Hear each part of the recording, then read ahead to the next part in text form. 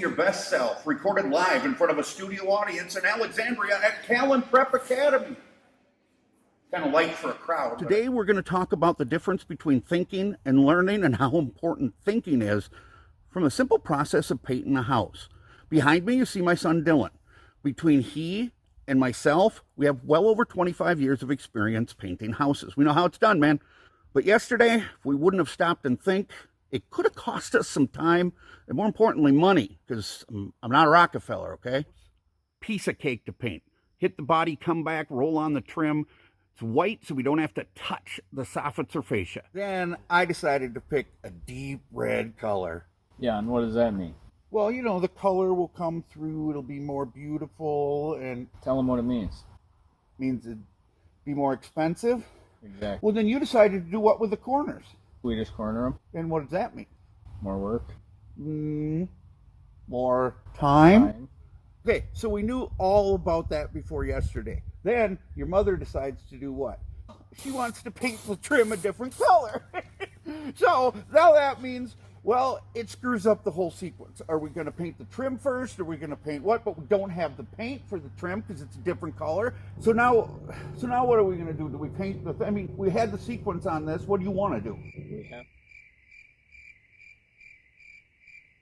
Then we stopped complaining and started thinking, you know, solving problems. If we would have just gone ahead and painted the body and then gone back and painted the trim, would have been a disaster. By painting those soffit spurts, then coming back with that deep red, we knew it would look like $1 million. So we thought about it, jumped into action. I grabbed a fan deck, I called the paint store, which again was an hour away and they were 45 minutes from closing. Dylan got up on a ladder and started sanding. When I got back, we started painting. The truth is, 6 out of 7 dwarfs are not happy. Why would they not be happy? They have the Snow White, they have the Diamond Mine. Wait, I think they talk about name of dwarf. One dwarf named Happy, then you got Dopey, and you have Happy, then you have, you know, all kinds of crazy dwarf names. So really you're looking at Happy and Churchill, Roosevelt, Eisenhower, Mussolini, and other dwarfs. This is kind of funny. Gotta hold your head up. Our quote today comes from legendary rocker Tom Petty. Music is the only real magic I've encountered in my life. There's not some trick involved with it. It's pure, it's real. It moves, it heals, it communicates, does all these wonderful things. Tom Petty. Important thing. Today I had a ridiculous conversation with a former student trying to teach me about Star Wars.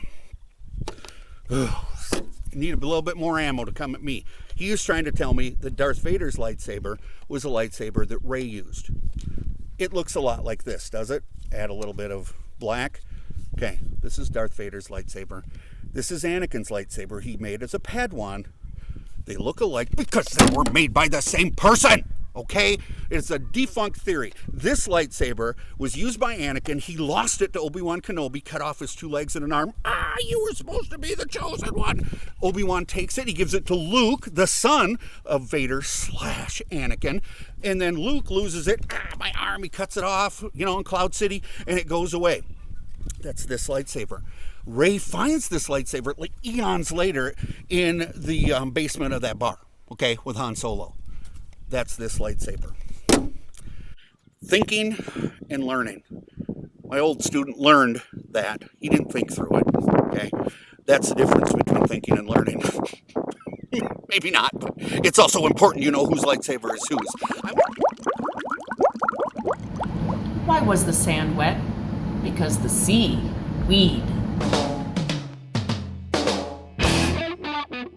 When you're on the job or in school, it's not always what you know, but it's how you apply it, how you think through things. That will make you a better person, a better employee, and a better student. Remember, that C student who had to work a little and figure things out, you know, think through it, probably a far better employee than the A student who just moved forward. You stay on the ladder, man. Stay up there. All right, guys, until next time, don't forget, you're good enough.